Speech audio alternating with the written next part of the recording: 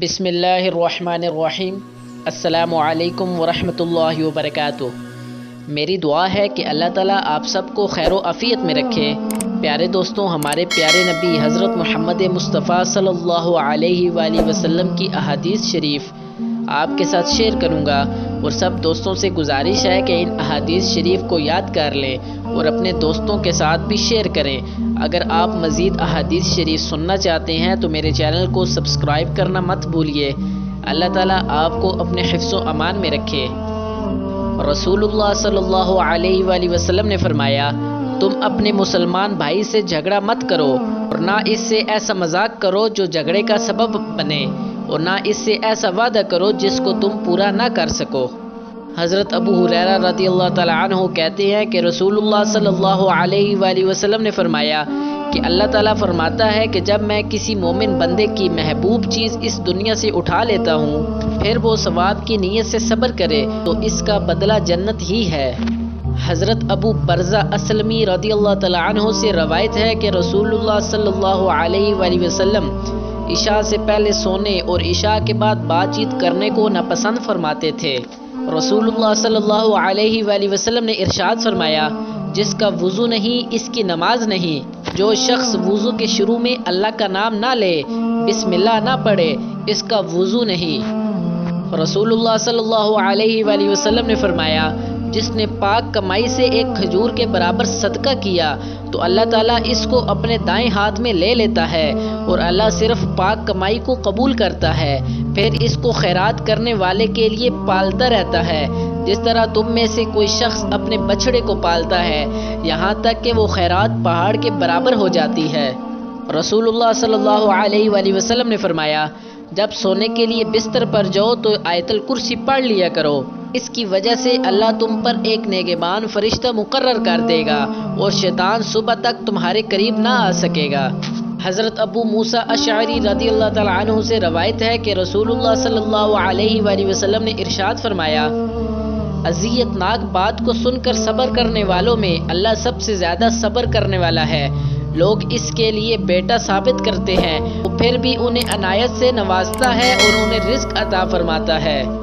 سیدنا ابو ہریرہ رضی اللہ تعالیٰ عنہ سے روایت ہے کہ حضور اکرم صلی اللہ علیہ وآلہ وسلم نے ارشاد فرمایا، دو کلمے زبان پر ہلکے اور اعمال تولنے والے میزان میں بھاری ہیں اور رحمان کو بہت پیارے ہیں، وہ یہ ہیں سبحان اللہ و بحمدہ سبحان اللہ العظیم۔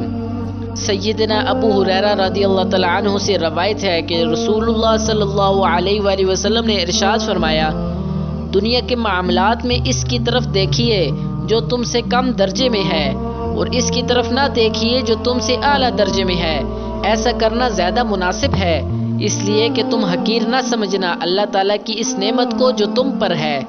حضرت سیدنا عائشہ صدیقہ رضی اللہ تعالیٰ عنہ فرماتی ہیں کہ حضور صلی اللہ علیہ وآلہ وسلم شعبان سے زیادہ کسی مہینے میں روزے نہ رکھا کرتے، بلکہ پورے شعبان ہی کے روزے رکھ لیا کرتے تھے، اور فرمایا کرتے اپنی استطاعت کے مطابق عمل کرو کہ اللہ عز و جل اس وقت تک اپنا فضل نہیں روکتا جب تک تم اکتا نہ جاؤ۔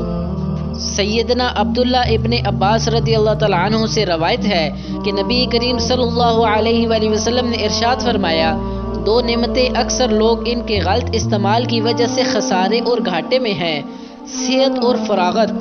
فرمان مصطفیٰ صلی اللہ علیہ وآلہ وسلم، تم میں سے ہر ایک جب تک وہ اپنی جگہ پر ہی رہے جس جگہ اس نے نماز ادا کی، اور وہ نہ کلام کرے اور نہ اپنی جگہ سے کھڑا ہو، تو اللہ تعالیٰ کے فرشتے اس کے لیے دعا کرتے ہیں کہ اے اللہ اس کو بخش دے، اے اللہ اس پر رحم فرما۔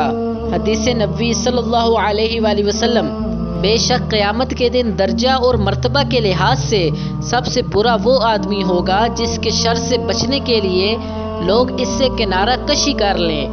اللہ تعالیٰ نے فرمایا، اپنی امت سے کہنا کہ میرا ذکر اپنی انگلیوں پر کیا کریں، جب تم اندھیری قبر میں تنہا ہوگے تو یہ انگلیاں آپ کی قبر کو روشن کر دیں گی۔